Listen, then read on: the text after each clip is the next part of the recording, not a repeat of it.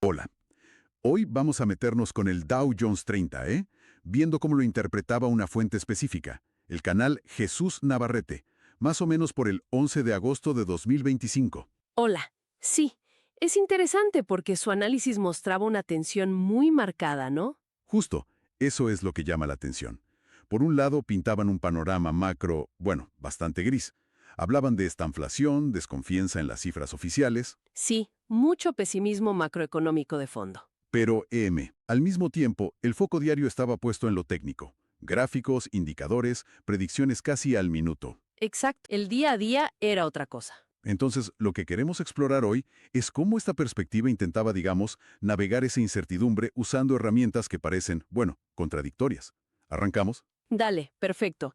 Esa dualidad es el centro de todo. La fuente insistía mucho en las advertencias macro, ¿sabes? ¿Cómo cuáles, por ejemplo? Bueno, mencionaban un crecimiento del PIB que consideraban poco creíble, la falta de ahorros de la gente común, comparaciones con la crisis de 2008, dudas sobre si el empleo era tan fuerte como decían, Ajá. incluso citaban una encuesta de Bloomberg a CEOs que sugería contracción salarial y lo veían como una señal clara de recesión inminente.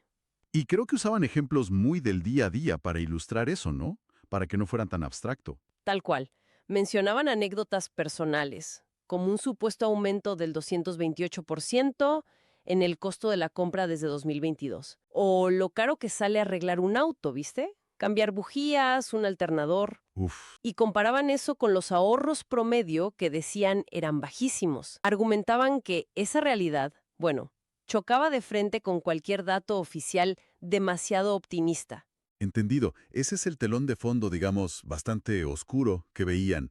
Pero entonces, ¿cómo operaban en el día a día con esa nube negra encima?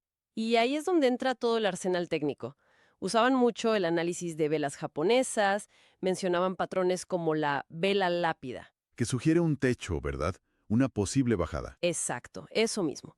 También se apoyaban en las bandas de Bollinger para ver la volatilidad, vigilaba niveles clave como una resistencia fuerte en los 44.300 puntos. Vale. Y le daban, pero muchísima importancia, a la media móvil exponencial de 20 días, la EMA 20. La EMA 20.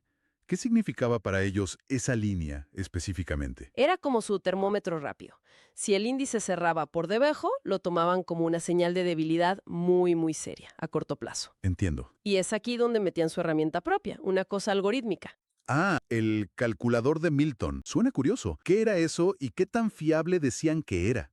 Bueno, por lo que contaban, era un algoritmo que les daba señales de compra o venta intradía, muy a corto plazo. Lo interesante es que admitían, abiertamente que no era perfecto, que a veces acertaba y a veces fallaba.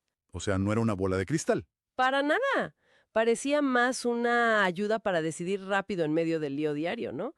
Una brújula para el momento, pero sabiendo que podía marcar el norte equivocado. Entiendo. Entonces, ¿cómo se veía esa tensión, esa lucha entre lo macro pesimista y estas herramientas técnicas día a día? ¿Hubo ejemplos concretos esa semana previa? Sí, sí, varios. Por ejemplo, el 5 de agosto, contaban que su calculador daba señal de compra, alcista, pero salieron datos flojos del sector servicios, el ISM, y ¡pum!, el mercado cerró en rojo. Ahí falló el calculador entonces. Aparentemente sí. Luego, el 7 de agosto, Ajá. hubo una apertura muy fuerte que la atribuían a comentarios de Trump en redes. Ajá. Pero esa fuerza se fue diluyendo por malos datos económicos. Ujú. Y el día terminó con mínimos más bajos que los anteriores. Usaron una palabra fuerte. Lo llamaron decapitación. Decapitación, vaya imagen. Indica un corte brusco de la subida.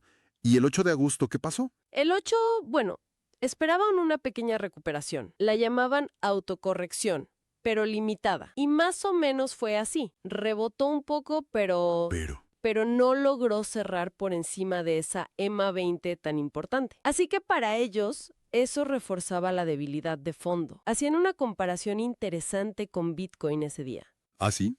¿Qué decían? Que las estructuras técnicas eran parecidas, pero los resultados distintos. Y lo atribuían a que el DAO está, digamos, mucho más expuesto a los datos macro generales que Bitcoin. Claro, tiene sentido. Y mirando hacia adelante, a la semana que empezaba ese 11 de agosto, ¿Qué era lo importante según este análisis? Uf, esa semana era clave. Estaba cargadísima de datos que podían mover todo. El martes 12, el dato de inflación, el IPC. El jueves, precios al productor, IPP. Y resultados de empresas también, ¿no? Sí, sí, C3AI, CoreWeave, Tencent, Cisco, un montón. Y el viernes, ventas minoristas. Veían estos días como súper decisivos para el corto plazo. Me imagino. ¿Y qué esperaban para el martes 12, el día del IPC? Ahí la tensión macro versus técnico debió estar al rojo vivo. Totalmente. Y ahí la visión macro pesimista parecía ganarles. Ante la posibilidad de un IPC malo, peor de lo esperado, su predicción era bastante drástica, un open gap down. O sea que el mercado abriera mucho más abajo. Exacto. Dejando un hueco, un gap, en el gráfico, apuntaban incluso a niveles por debajo de la siguiente media importante, la EMA 50, allá por los 43.694 puntos.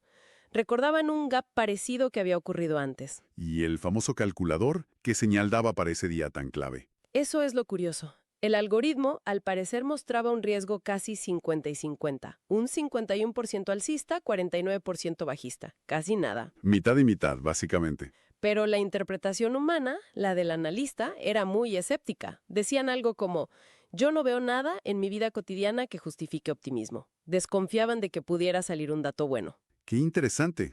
Entonces, resumiendo un poco, tenemos este enfoque que usa herramientas técnicas diarias casi como para intentar manejarse en la volatilidad, ¿no? Para poner un poco de orden al caos, como decían ellos. Sí, exacto. Pero siempre bajo la sombra de una tormenta macroeconómica que ellos mismos veían y temían. ¿Qué podemos sacar en limpio de todo esto? Yo creo que lo más llamativo es cómo admitían esa contradicción de forma tan explícita. Reconocían que sus herramientas de corto plazo podían fallar y que vivían en ese choque constante entre las señales del momento y los grandes miedos económicos de fondo. No es una postura fácil. Para nada, pero sí muy transparente sobre lo difícil que es operar así. Y eso nos deja con una pregunta flotando, creo, que surge directamente de ver este enfoque, en un escenario tan cargado de incertidumbre, con señales tan mezcladas como las que describían. ¿Qué peso real deberíamos darle a los indicadores técnicos del día a día cuando intentamos entender hacia dónde va el mercado de fondo a más largo plazo?